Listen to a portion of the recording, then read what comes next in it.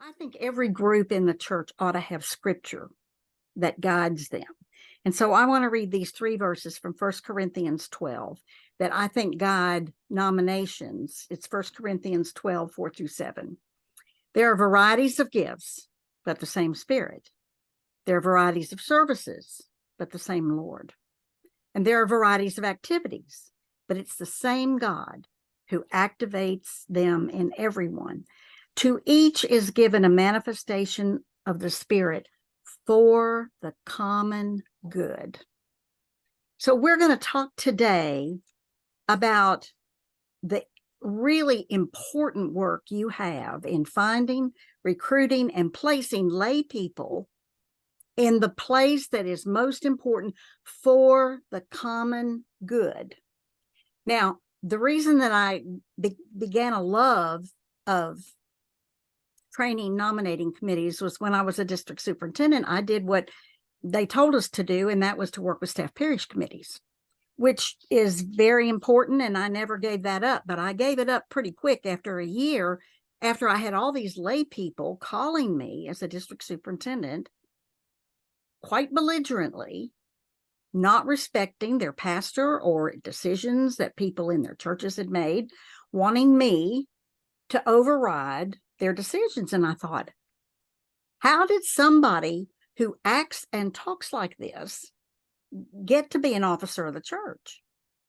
And I knew some of that answer. You know some of that answer. And so I'm going to ask you to raise your hands. If you just thumbs up, don't call any names. We're keeping you on mute. But these are the responses that I got that we're addressing this time together for. That is that there are a handful of people who have jobs and they think those jobs belong to them. Anybody have, just don't call names, but and that it would hurt feelings if their job was shifted even to another area of service. I heard people that said that people on the nominating committee were just grateful for anybody who would say yes. Come on, I know that there are thumbs up on that. They just wanted to fill the slots, right?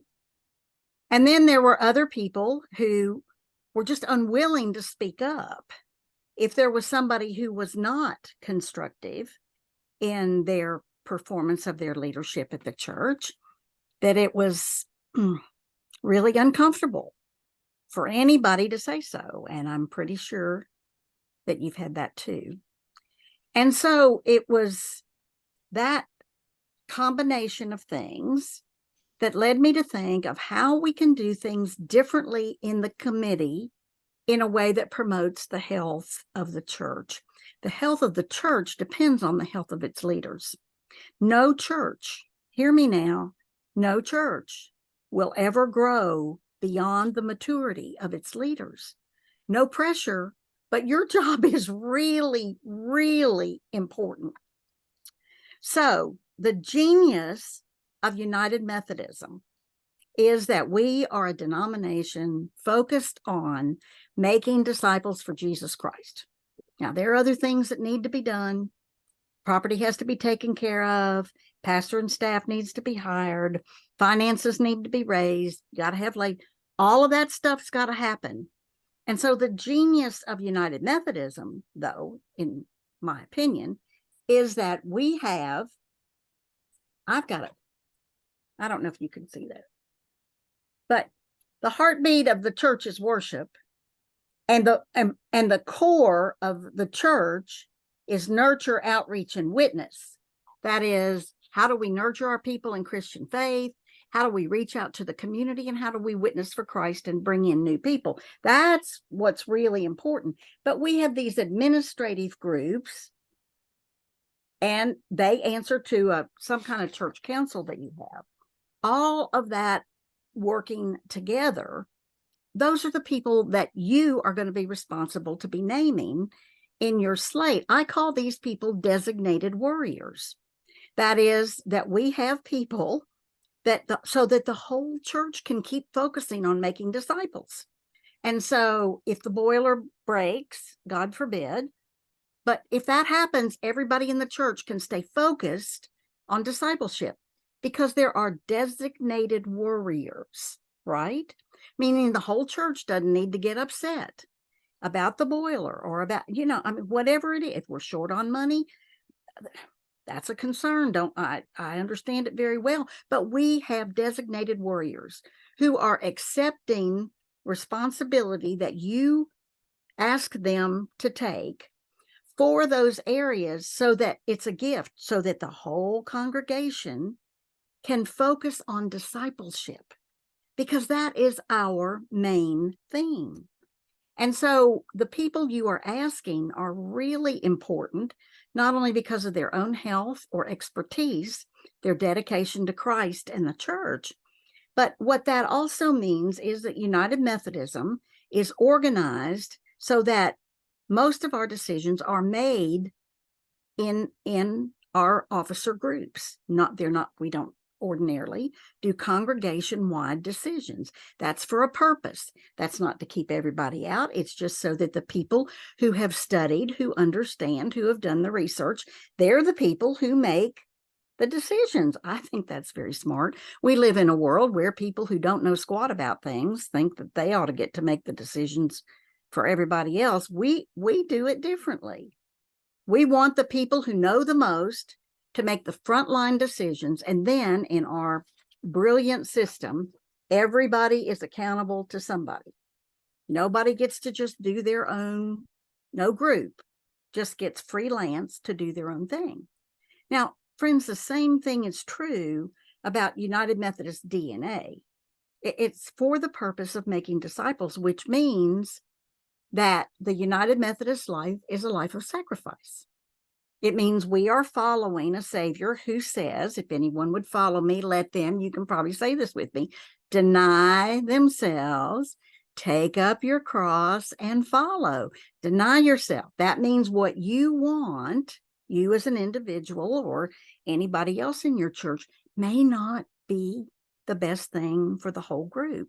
Now, I hope that you have already learned this in your family of origin. That is, I'm the oldest of four. My father was a Methodist preacher, as his father was before him.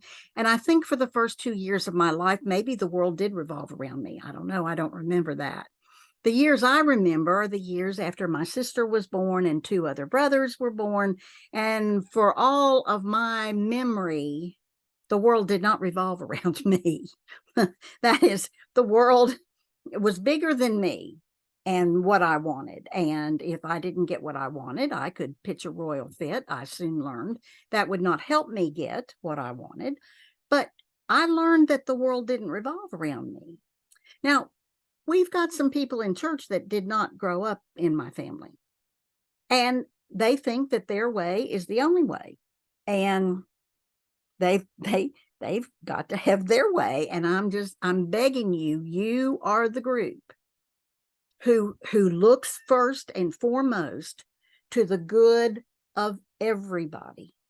And if you don't do it, there's nobody else to stand in the gap for that. So if you have somebody who does not have a reputation of working well with others, we'll just leave it at that, and you put them on a group, you are undermining not only that group, but leadership in general in your church, because your leader of that group is going to have to deal with that for the next 3 years. So don't do it. I mean, we want to encourage leadership. We want to encourage healthy leadership. And we want to do that in every way possible. So I have some, I think, practical ways that you can function as a nominating committee to help make this not only doable, but it's actually fun, in my experience, when we follow these things. So let me say again, this is an offering. This isn't a dictatorship. And the people on your committee will need to buy in. I mean, they need to assent to these things. But if you will do them at the beginning, it will make everything else not only easier and healthier, but actually, particularly if you like doing puzzles, it'll be fun. So I'm going to talk about principle-centered nominations first. Because when you don't have agreed upon principles to do your work, you will find very quickly that it becomes a personality and preference driven process. And there is no winning. There is, honestly, there is no good thing that comes out of personality driven nominations, because it just sets up. Friends, we've got enough differences. I just believe with all my heart we shouldn't set up differences. So personality center things, we don't need to set it up that way. And preference driven things, this goes back to then it becomes a fight of whose preference is going to win. There's a way beyond that, and it's in principle centered nominations, which people need to buy into as you get started. If you will take the time to do that, you will find that as specific things crop up in the process, which they will, these principles will already take care. You will already have adopted the answers that will help you out of potential questions or dilemmas or touchy things. So we'll do that first. Then we're going to talk about practical help for speaking the truth. That is so hard to do. And we've got to talk about more than kind of lecturing people to say, now, we really need you to tell the truth in the nominating committee. Is somebody a good mix for this position or not? Because if we don't create an atmosphere where we make it easy to speak the truth, I don't care how much you lecture people, it will be rare that people will be willing to step out on a limb and say, that person's really not a good choice for this. So you handicap your work without some kind of an environment that makes it easy, and where we have kind of guidelines on how we actually speak the truth. And then the third is kind of, you may think this is a whole new idea, but I've heard people say over and over again, when they sit around the nominating committee, they look at the worksheet and they say, we just don't have enough people. We just don't have enough people. I know you've heard that. And it is, you start with a sense of despair. I'm going to urge you to do something different to start your nominating process, to give you a general pool of nominations with specific ways to do that in a way that you got more people than you think, and you can help each other discover that. So those are kind of the three general buckets.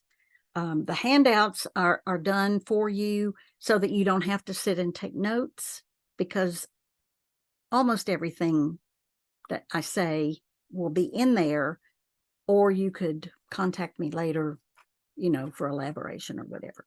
Are we all together? Will you put your thumbs up? Well, I hope this sounds helpful to you. So let's talk about principle-centered nominations. So that's a handout all of its own. Have you all gotten the handouts, or do you know how to get them? Okay. So I'm not going to read to you because that's boring, and you're intelligent people. And I would encourage you to hand out. Now, I'm a big person on handouts, so I'd give them to everybody on the committee. But the goal of nominations is to staff and equip the church for the well-being and health of the body of Christ. The goal is to build up the church in love. I mean, this can be a holy mess or an unholy mess when people don't understand that the goal is for the whole church to be built up in love. And that means that the way that this gets carried out is crucial. So you've got to live out this principle, meaning that confidentiality is absolutely essential. If you or anyone else on your team cannot keep confidentiality, and there are some people, they just can't, they're not necessarily malicious, they just can't keep their mouth shut. They go home and they tell their husband or they tell their wife all the things that happened and who said what. No. if you feel like you are one of those people that you've got to talk, then you should honor the church and yourself by turning in your resignation. I mean, that's all I know to say it, because when one person violates confidentiality, it's gone. I mean, it's gone for everybody. It isn't like it's just gone for you. It's gone for everybody. And so what does that mean? It means that everybody on the committee has got to make a promise that they will keep confidence. Now, what does that mean? It absolutely means you do not go home. And if you're married, you don't go home and tell your husband or your wife all the things that happened. If you need to talk to somebody, you can call anybody on the nominating committee, or you can call your pastor or your lay leader. All of those people were there. You should not share what happens in that meeting with anybody else. And you have had it happen. We could go the whole time with stories of how something got out from somebody else, and they may not have heard it from the nominating committee person, but they heard it from the nominating committee person's wife, who is not bound by confidentiality. And they said, well, so-and-so said you wouldn't be good for that job. No, you can't, you've got to make a promise. Now, this afternoon, I actually worked on a pledge of confidentiality. I don't know if you need to do that or not in your group. So you will just kind of need to be honest with yourselves about that. But one option would be, and I can add this to the handouts, would be to do a confidentiality agreement that everybody would sign. And this is what I would have it say. As members of the Nominations and Lay Leadership Committee for so-and-so church, we, the undersigned, agree that as part of our work for the church, it is a sacred responsibility for us to keep confidential all the information shared in our group in carrying out our responsibilities. We will not discuss this information with anyone beyond the bonds of our committee. With our signature, now listen to this. This is very important in my opinion. We understand the importance of our commitment for the goodwill in the congregation, and with our signature, we also agree that failure to keep confidentiality will be accepted as our resignation from this committee. Okay, that's something by experience, because I have had times when, this is you can see how short it is. But I have had experiences where people broke confidentiality. They thought they could come back to the next meeting and just do it again. No. But kicking somebody off a committee, you can do it, but it's hard, and it causes a lot of hard feelings. And that's really not in the spirit of the way we want to do things. So for the last several churches I served, we did a confidentiality agreement that said anybody who breaks confidentiality, we will accept that they are agreeing at the front end, that they are agreeing that breaking confidentiality will be their resignation.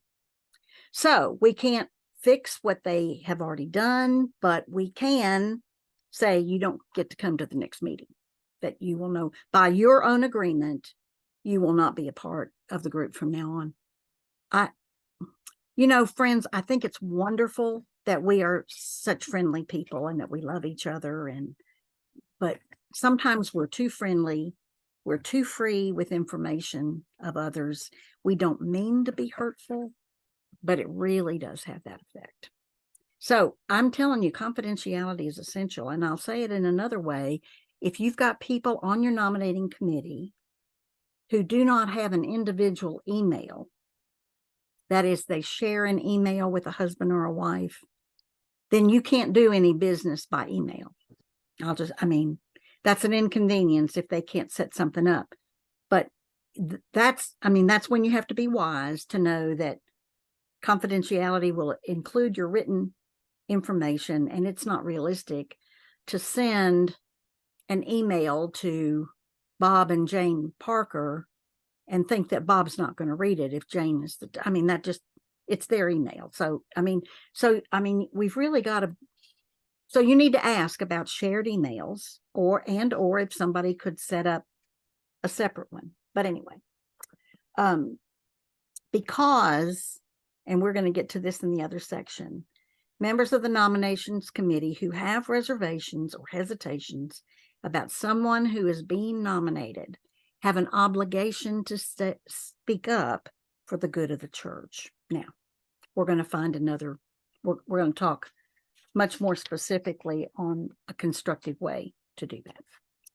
Now, because in the United Methodist system, decisions are made by these officer groups or designated warriors, as I call them, it is really important that these designated groups have the broadest representation of the congregation that's possible. So it may be that you have just super great people who could fill a staff parish committee from one Sunday school class, but that will not serve the needs of the whole church. So I'm just saying it, and the discipline is quite specific. I hope your pastors will bring to you the disciplinary sections on the election of leaders. In fact, the Committee on Nominations is listed first of all the administrative committees. It's on page 195 and 196, but it's very explicit that groups are supposed to be a cross representation. And that means that you need longtime members and newer members. It means you need younger and older.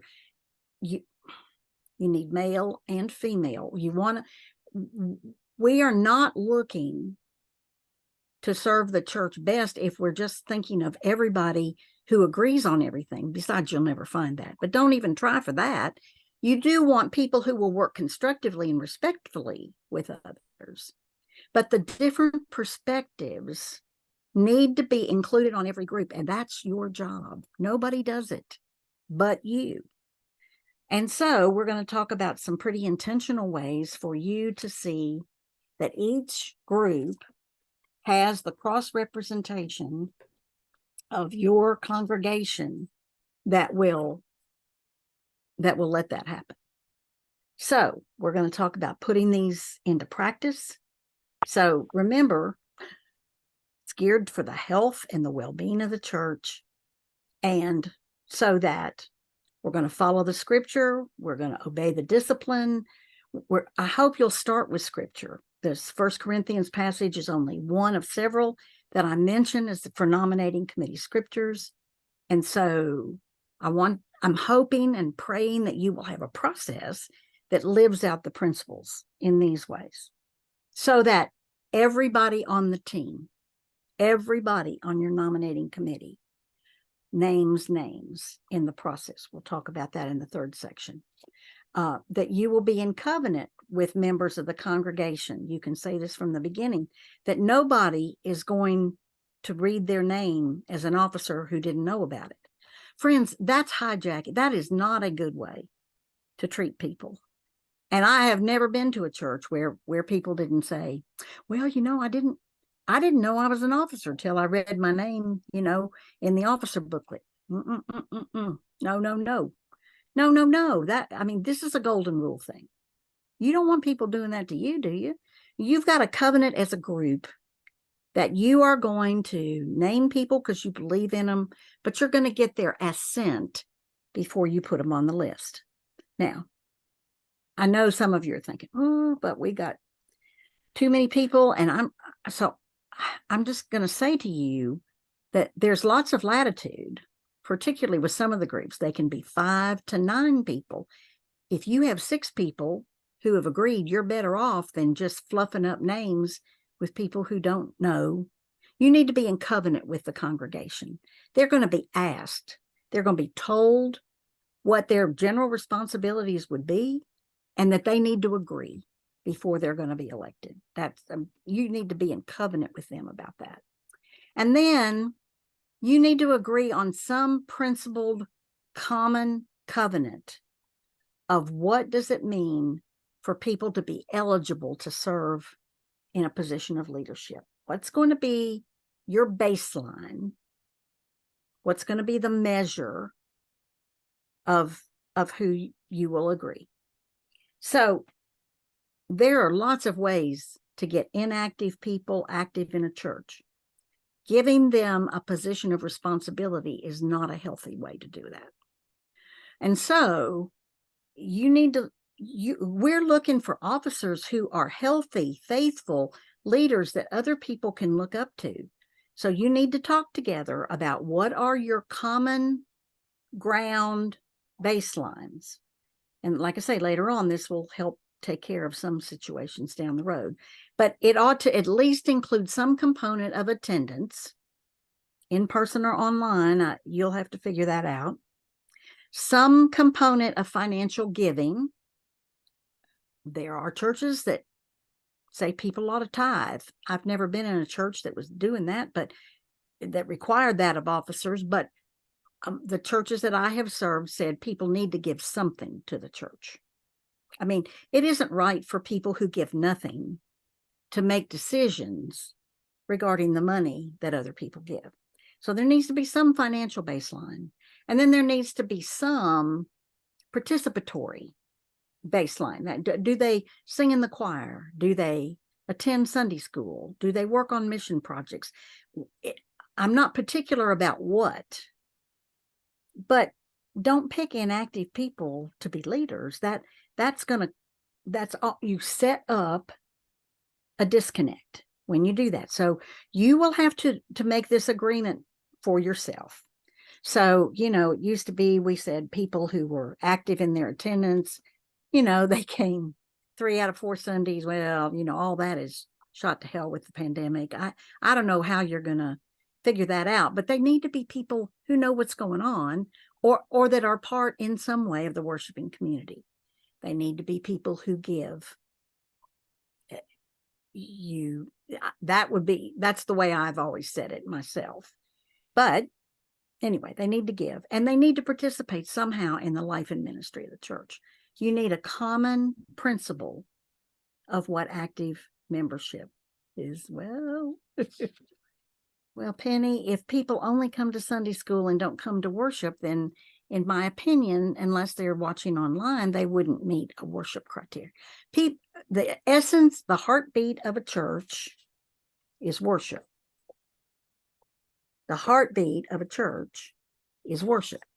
I think Sunday schools are wonderful. Bible studies are wonderful. Mission projects are wonderful. They're not worship. So, but like I say, if you set these principles ahead, then that'll help you down the road. And you may have to work into some of these gradually. If this is a big shock to the way your church has been doing things, you may have to gradually go into it. I don't know. And then you're going to, I don't know what that sound is. We're going to review and commit to serve the church. Do you all hear that? I'm sorry. We can't hear it on our end. We heard maybe the first beat, but we can't hear it anymore. Okay, good. Review and commit to serve the church by honest, loving accountability for all potential officers. That is, if you are in a pattern of nominating people who act irresponsibly, that from now on, with who you're going to pay attention to those things and be of one mind to include the widest possible range of people in the congregation who are active, faithful members. So I'm gonna kind of flip from that now to say any questions are there any questions in the chat, Havilah? No, I think you answered really the only question that we've had so far. There are questions about getting the handouts afterward, but we'll be sure to share that along with the confidentiality agreement. Sure. Would you like to have the confidentiality agreement as included as a handout? If you would, thumbs up. Would that help? Okay. All right. Okay, then I'm going to go on to how we do this, and some of it is in the next section of the handout too. But practical help for speaking the truth in love. Friends, church people raised me, not only my parents, but congregations, and I've served churches for 49 years now. And we're good at a lot of things, a lot of really valuable things for the kingdom. Speaking the truth, particularly in a group setting, is not one of them. And now we speak the truth in the parking lot or after the meeting on the phone lines. I mean, or what people perceive as the truth, but speaking up in meetings is not, in my observation, and please understand, I say this as somebody who loves church people. They are my people. But we are not good at speaking the truth. And what that just means is that we just kind of keep getting into trouble over and over and over again. So here are things I want to suggest for you. And these are on page 5 and 6 if you're looking at the handout. Because I get pretty explicit about that, only because people generally have to practice this. Okay. So number 1, you've got to rehearse at every meeting the importance of confidentiality, because nobody is, really, even the bravest pastor or the bravest layperson is not going to speak up if they think that what they say is going to be shared. And I mean, none of us do. You know that there are certain people that you're around that you love them, but if there's something that is precious or important or tender to you, they are not the person to tell. I mean, you just know that. So you've got to really emphasize at every meeting, confidentiality is critical. And when you get signed copies of a confidentiality agreement, I'd make copies for everybody and make sure that they have it in front of them at all times. People are not going to speak up if somebody is on the committee is going to go out and share what they've said.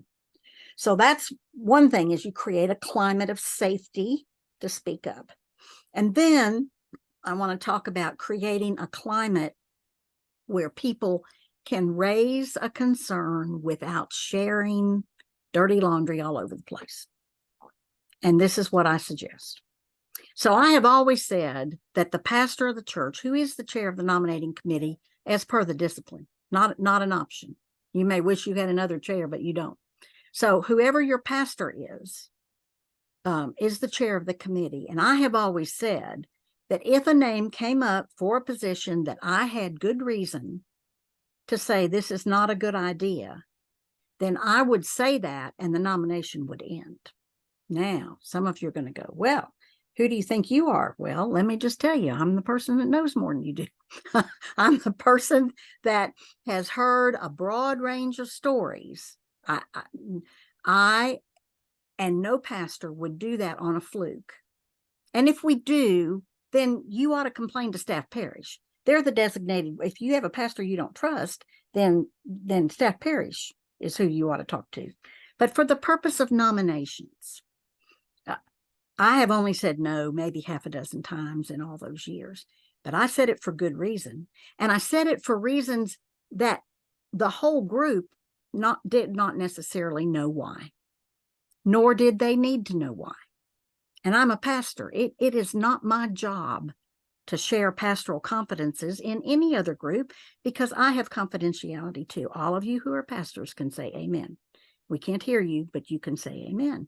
And I'm just telling you, and I can tell you as a pastor how many hundreds of times I have walked up on a conversation that 2 or 3 or more church members were having. I knew things about that situation that they did not know. And God has been really good to put his hand over my mouth a lot of times to say, you have no idea what you're talking about. Now, every pastor here has had that experience. But we can't tell the stories that have been shared to us in confidence. So I'm saying to you, if you're a lay member of a committee, if your pastor says no, then you need to let it go. Now, I always said that if Bob, for example, nominated Tom, and I said no to Tom, that later, after the meeting, if Bob wanted to know why I said no, that I would have a personal conversation with him. I would not necessarily share all the details, particularly if it's a difficult situation, but I would give him the courtesy after the meeting of a personal conversation. Does that make sense? Meaning, I'm not a dictator, but I'm a pastor, and your pastor is a pastor, and they know things that you don't know. Now, I would also say that if somebody on the nominating committee itself, among all the lay leaders, if you have a name come up and it's somebody that you have reason to know, not gossip, but that you have reason to know might not be a constructive or cooperative person on that, I think lay people too ought to have the right to say, this is not the best choice. You should not be on the spot to make a big explanation about it. Nominating committee is not a place where we air the dirty laundry we know about other people. That is not for the good and well-being of the committee or the whole church. So if the pastor later wants to, and if there's somebody I think is a great person being nominated, if a lay person says, I say no, then I might have a conversation with them later, right? So we don't want anybody hijacking the process, but we've got to create an environment where people can say, that's not good, without these long explanations of, well, you don't know what he did here, or you don't know what he did there. You do not need to air dirty laundry about anybody in a nominating committee. Move on. You got lots of work to do. But if you set up those boundaries ahead of time, if you say, this is how we're going to work, we want to name the best, most constructive, compassionate, dedicated people with the broadest representation possible. If somebody comes up who doesn't fit, particularly the cooperative category, if you don't give people a way to say no, you're going to be stuck. And that committee is going to be stuck, and the church will be hurt. I'm just telling you. And it works. And actually, I have found that people are relieved that they can say no without having to go into all the stuff. And besides that, that helps nominating committee people keep confidentiality. That is, you don't run out and have a fresh story about somebody in the church that you're tempted to tell about. So is that helpful? Yes?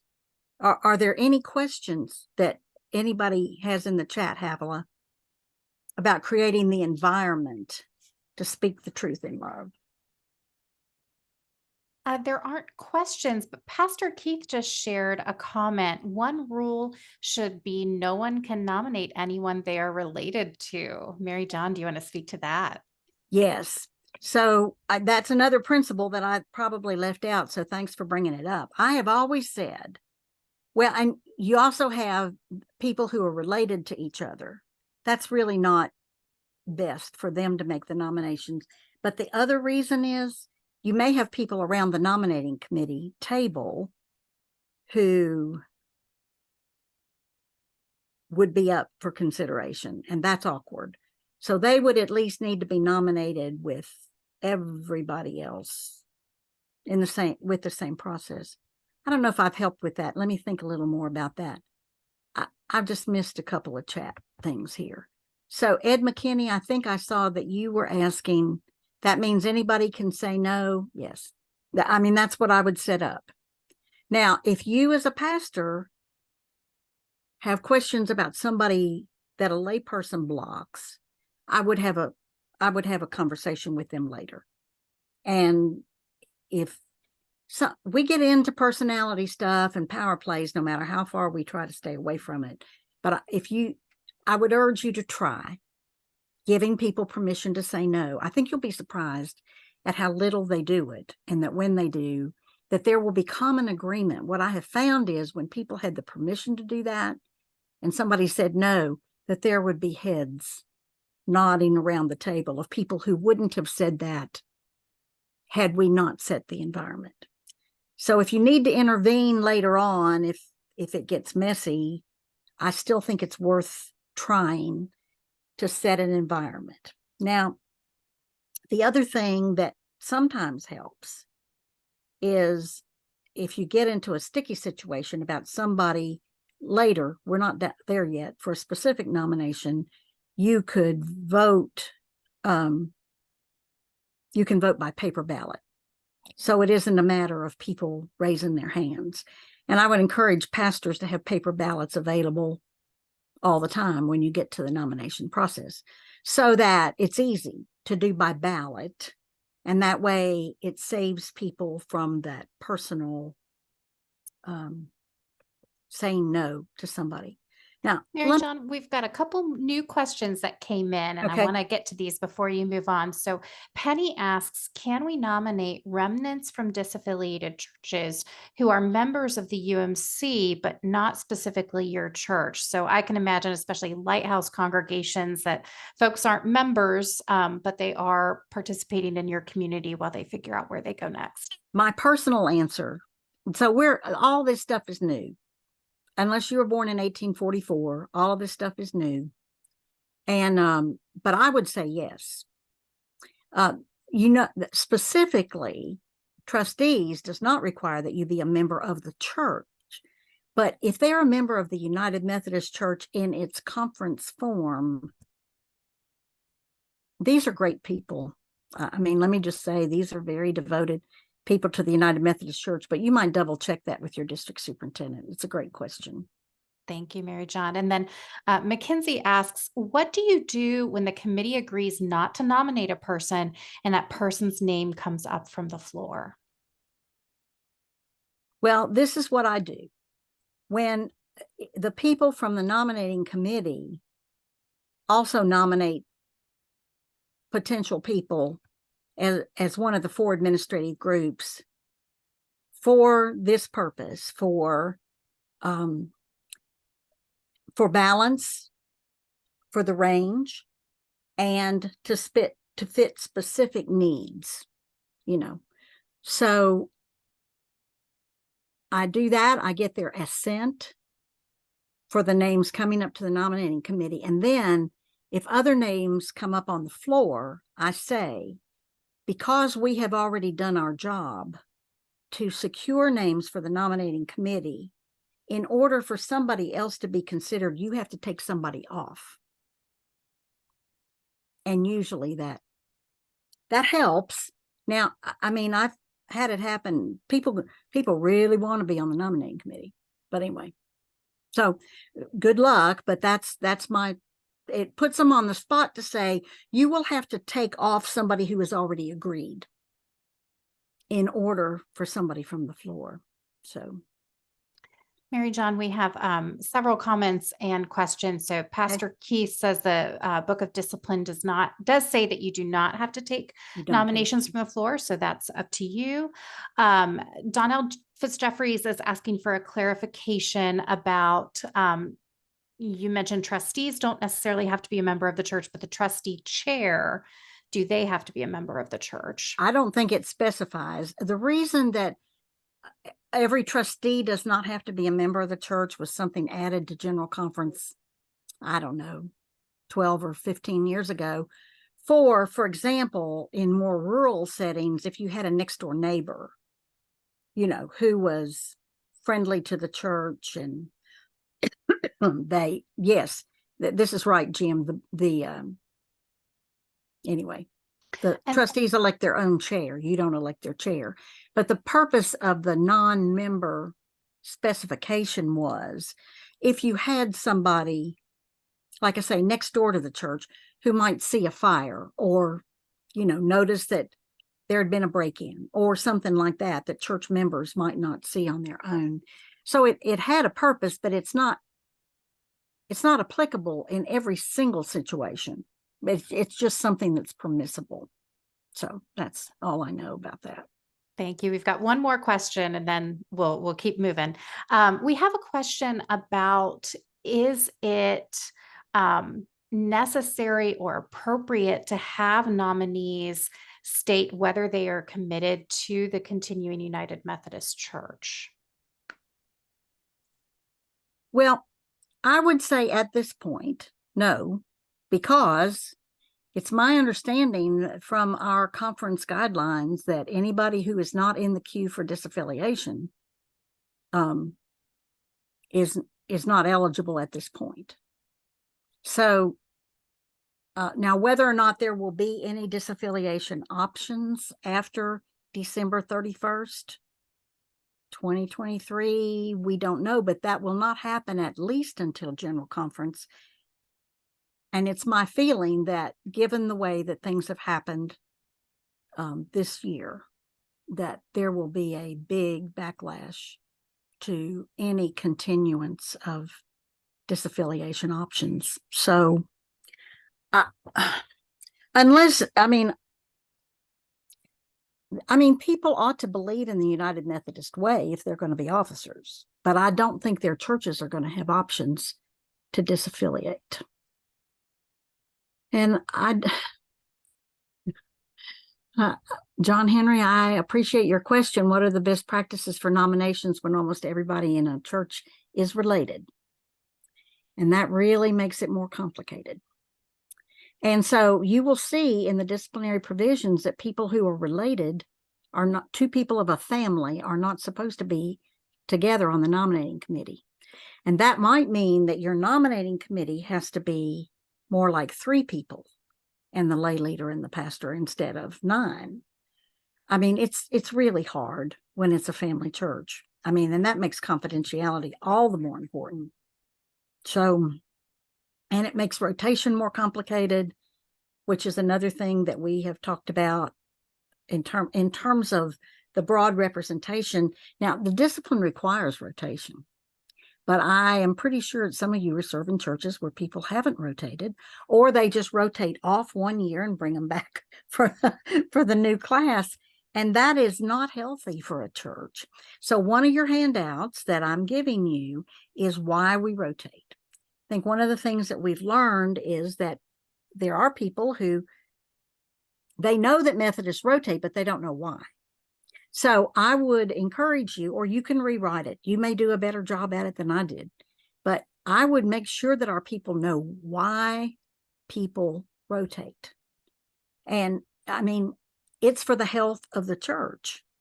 So we are not a do your own thing church.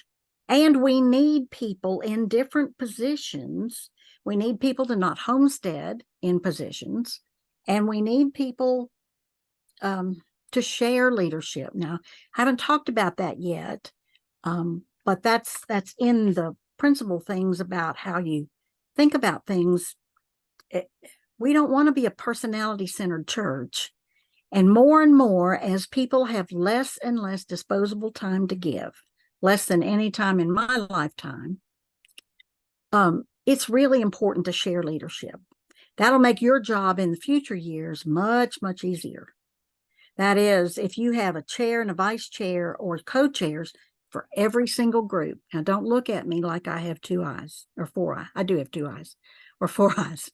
But you could do 2-year terms, or you may have to ease into it. But for this year, if people are scheduled to rotate off, let them rotate off, because they will be very valuable to another group. And that's how you get the widest core of really great people. But you always need to be training. Now, it could be that if you've got somebody who has been, let's say, on trustees forever, that this year you would want somebody coming in to be designated as a vice chair, so that the actual rotation would happen next year after people had had a chance to kind of learn the ropes. Let me tell you why I am so committed to shared leadership now. It's because I have sat with people in the hospital and their husband has had a heart attack and their life has been turned upside down, and they're sitting by the bedside worried about their responsibilities at church because nobody else does what they do. That's crazy. That's crazy. And I have also sat with people who have had a health diagnosis of their own. They're going to have surgery, or something is going to happen, whatever. Or people who have had job situations or other family crises. And they, instead of being freed for what they need to do in emergency situations for their family, because they're so conscientious, they're worried about the church. No. We need to set people up so that if the chair or in a co-chair situation, if that person's not available to come, if they get called into work or whatever, then they just call their co-chair or they call their vice chair and they keep moving. And how many of you have had a situation where you've had a chair of a committee who had an emergency or got called into work or whatever, or they were sick, and the whole committee didn't meet because there was only one leader, only one person who knew what they were going to do? That's crazy. The work of the church should keep moving. Now, you'll have to make that decision as you get to your nominations. We're not there yet, but when you get to your nominations, to name, be deliberate about it, that we're going to name a chair and a co-chair. Can't do it for trustees, but a chair and a co-chair for every single committee or co-chairs. And that way you've got built-in leadership to step right up, and people who are already kind of in the groove of what you need to do. So it's a relief to the people who are serving. Your most dedicated people will welcome this. If they don't welcome it, then that's a red flag to you that they think it's their job. Friends, it's not their job. I mean, it's not their church. We've been hearing a lot about that. Well, this is my church. No. It's Christ's church.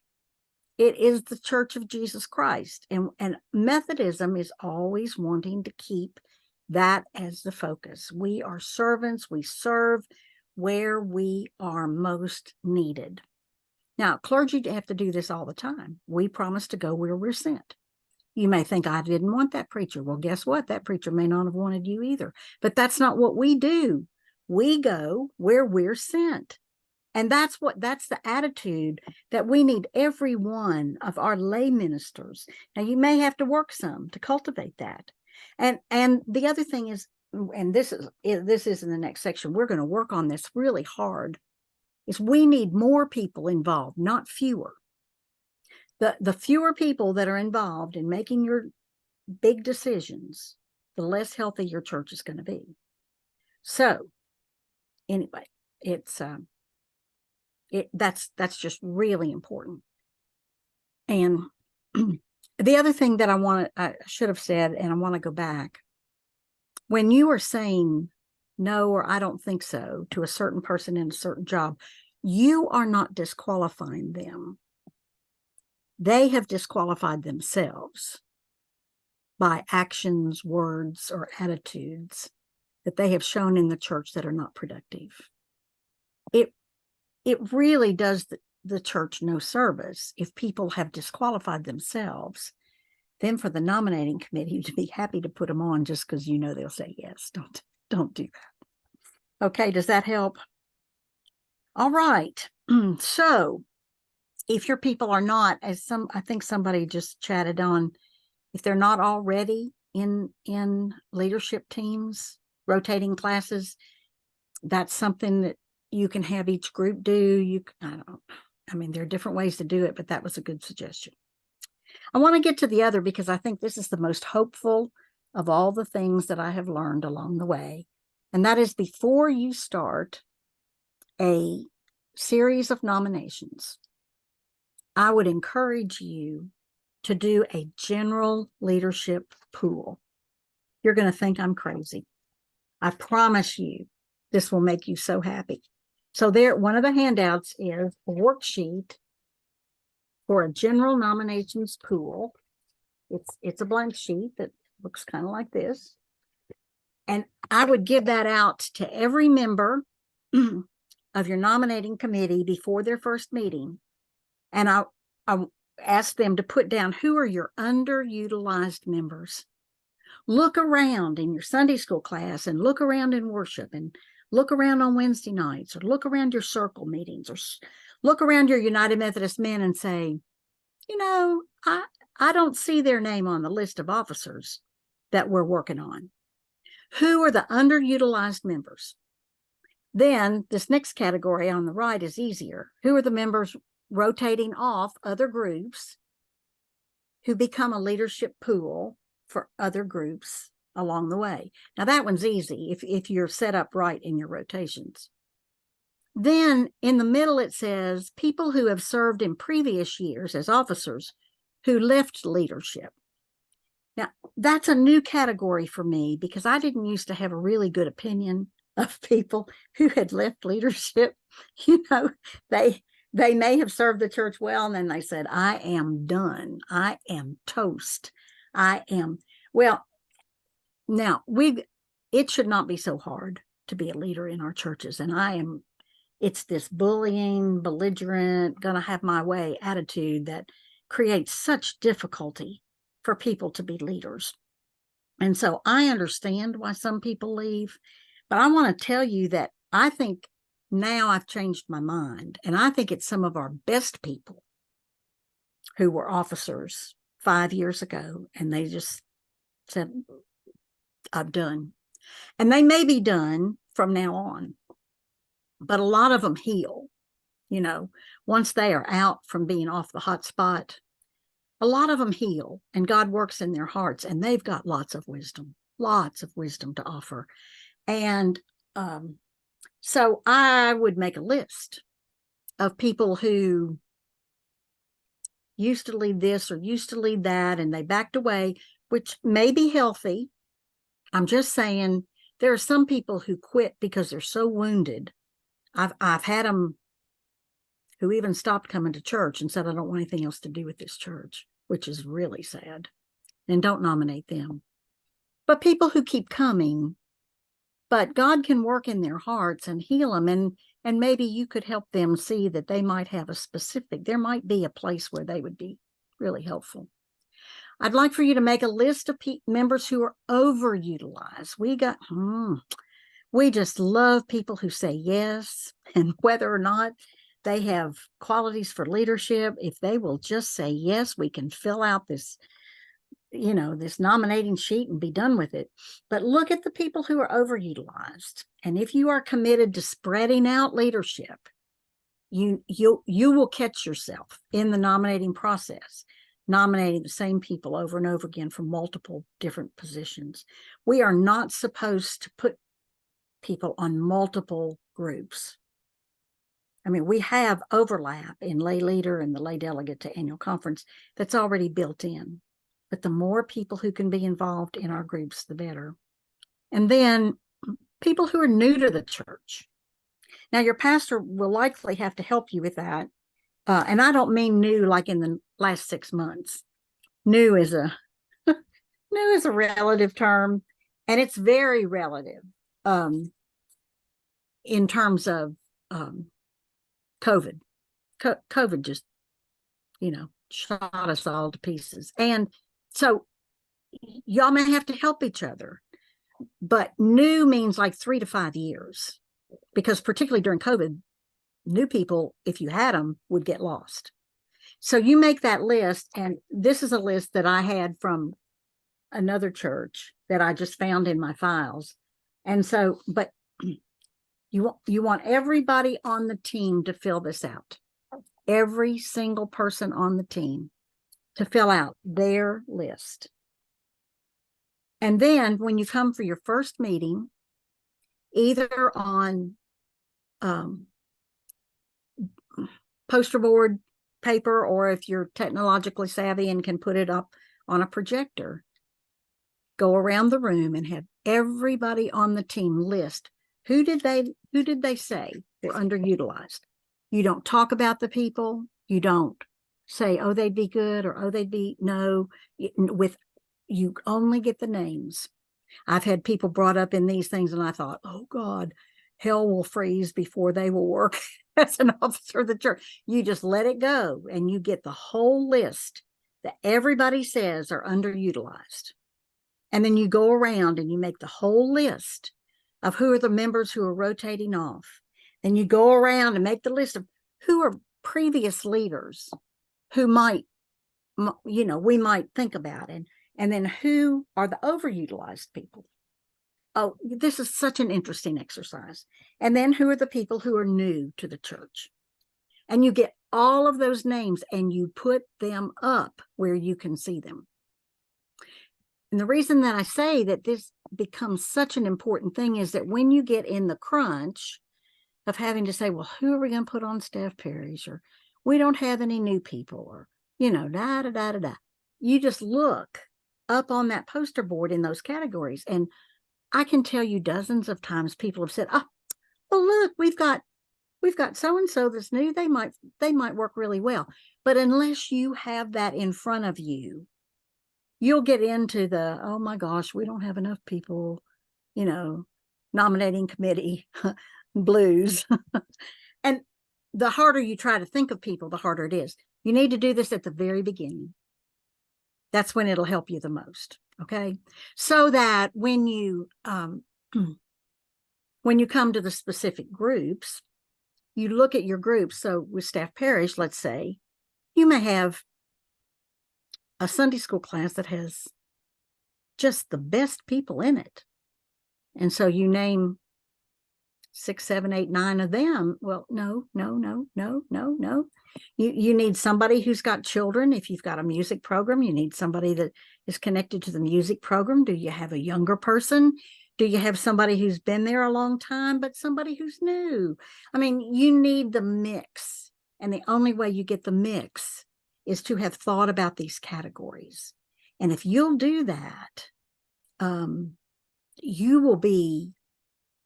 you'll have a treasure right there in front of you. And I mean, you just have to try it. You just have to trust me and try it. But other than that, you start constricting and thinking, well, I can't think of anybody else. So let every single person on the team fill out a list without any comment, without any evaluation, and put it up there. I promise you, you are going to love me for suggesting that. This is what I'm sure of. No group has a more important work to do than you. Nobody has a job that takes more courage than you.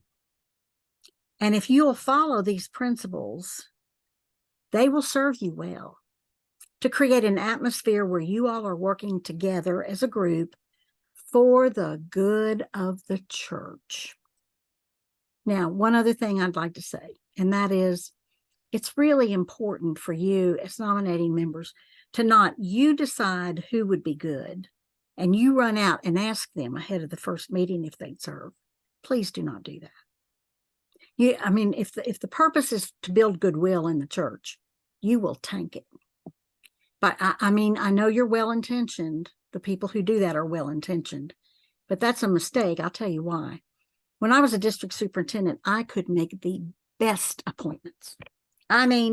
I could make the very best round of appointments, and they were terrific until I got to the cabinet meeting where there were 14 other superintendents who had done exactly the same thing. And they messed up my good appointments. But we had to work together. And sometimes they had better ideas than I did. And sometimes they knew things I didn't know. And sometimes there were just things we needed to do because of particular needs in particular places. And it would not have been right for me to have gone around to the people on my appointment list saying, you want to go to Hickory St. Luke, or, you want to go to University. No. Because then you have to come back and say, sorry, but that didn't actually work out. So please don't say anything to anybody. You may think they're great. This has got to be a team effort. And you've got to respect the other people on your team enough to trust you to collectively. And the other thing is, if you go and ask somebody before your meeting and they turn out to not be the best person, just because of the mix, not because they're a bad person, but you needed a young person on that group and you didn't have one. And so anyway, whatever the reason, then if you've already talked to somebody ahead of time, they're going to say, well, what happened? Why didn't I get on that group? And that's going to bait you to break your confidentiality, which you cannot do. See what I'm saying? So put their names down and your little worksheet. Good for you. Pray about it, but do not talk to people ahead of your first meeting. And then once you've got a set of nominations, then you all decide who talks to who. But I've been to too many nominating committees where people, they meant well, just like I did with my appointments. I meant well, but you're going to find out there are things that you didn't see when the whole group works together. So anyway, after you've got this general pool and after you're committed to broad range nominations and confidentiality and a way that you agree to express reservations about people without being ugly or airing dirty laundry, when you've done all that and once you've got that nominations pool, then you're ready to start. And you're thinking, oh my gosh, I just spent an hour of my time listening to somebody complicate my work. I promise you that if you'll do this, you will find it does not complicate, but it makes the other nominations go much easier because you've got these agreed on principles and you got this pool of names, people that you hadn't even thought of before. I truly wish you well. You've got to handle delicate things. And what I'm trying to say to you is that you are the appointive cabinet for your local church. District superintendents form the cabinet for the pastors. But you are the cabinet for appointing and recruiting the lay ministers of your church. And I can't tell you how important that is, you know, as a pastor or a member. And so my heart is with you. My prayers are with you. I hope that these handouts will be helpful to you. I will say that they're more helpful if you try them than if you stick them in a notebook, just like the Bible. You probably need to put it into practice at least once. And you may have suggestions of how to do it better. You will learn and you'll have the wisdom. You have been entrusted by your teams. And I will send Havilah the confidentiality agreement that if you want to model that. And I love doing this. And I just would like for us to close with prayer. So I'm going to keep my eyes open. I'm going to have you, because I want to do this as a blessing to you. Dear God, I pray your blessings on these, your dedicated servants, and for the incredible responsibility that is in their hands and the wisdom. And I pray for their churches and for all of the people that they may not have even thought of who can grow because of your work. And so go to this important task with prayers and know how very important you are to your church and the building of your kingdom there. Amen.